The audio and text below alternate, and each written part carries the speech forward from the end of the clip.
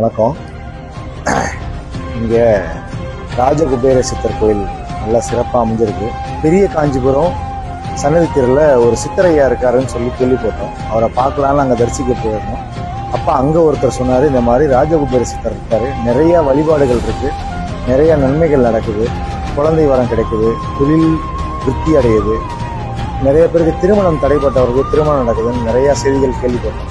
அவர் சொன்னார், நீங்கள் கண்டிப்பாக இவ்வளோ தூரம் வந்து சித்தரையா பார்த்தது, சித்தர் கோயிலுக்கு நீங்கள் போயிட்டு வாங்க அப்படின்னு சொல்லி எங்களுக்கு ஒரு அழைப்பு இருக்குன்னு சொல்லி அனுப்பிச்சி வச்சாரு. நாங்கள் இங்கே வந்தோம். நாங்கள் நினைச்சதை விட மிக பிரம்மாண்டமாக இருக்குது இந்த இடம்.